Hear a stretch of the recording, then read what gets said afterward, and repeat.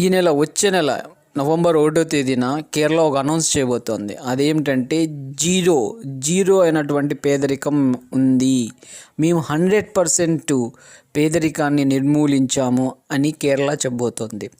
ఇక్కడ నేను చెప్పదలుచుకున్నటువంటి పాయింట్ ఏమిటంటే 2014లో ఆనాడు గుజరాత్ ముఖ్యమంత్రి అయినటువంటి నరేంద్ర మోడీ గారు ఒక అనౌన్స్ చేశారు.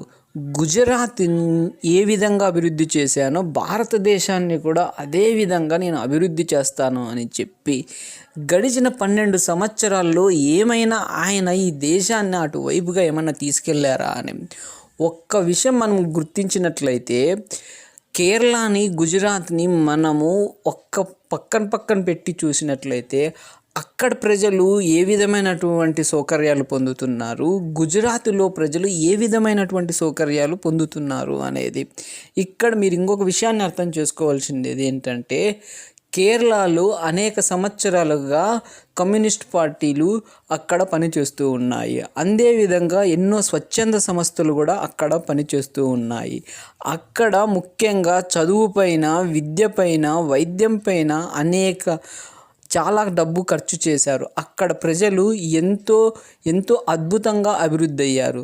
అదేవిధంగా గుజరాత్ చూసుకున్నట్లయితే అక్కడ పెట్టుబడులు పెట్టినటువంటి వాళ్ళే ఎక్కువ అభివృద్ధి అయ్యారే తప్ప నిజానికి ఏ విధమైనటువంటి అభివృద్ధి జరగలేదు.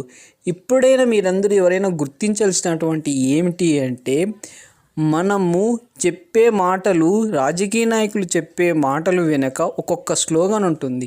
భావోద్వేగాలకు లోన్ అయ్యి అదే నిజం అనుకొని మనం చొక్కాలు చింపుకోకుండా వాస్తవాలని దగ్గరగా ఉండి మనం చూడాల్సినటువంటి అవసరం ఉంది. నవంబర్ 1వ తేదీన కేరళ తన రాష్ట్రాన్ని చూడండి ఫ్రీ ఫ్రమ్ ఎక్స్ట్రీమ్ పావర్టీ అన్నట్టుగా డిక్లేర్ చేయబోతోంది. మరి ఇలా ఎక్స్ట్రీమ్ పావర్టీని ఎలిమినేట్ చేయటం కోసం ఒక ప్రోగ్రామ్ని ఇంప్లిమెంట్ చేసింది కేరళ రాష్ట్ర ప్రభుత్వం. ఏంటి ఆ ప్రోగ్రామ్ చూడండి, ఎక్స్ట్రీమ్ పావర్టీ ఎరాడికేషన్ ప్రాజెక్ట్ అన్నటువంటి దాన్ని అక్కడ ఉన్నటువంటి లోకల్ సెల్ఫ్ గవర్నమెంట్స్ తో కలిసి ఇంప్లిమెంట్ చేయటం జరిగింది. అందుకే ఇంత మంచి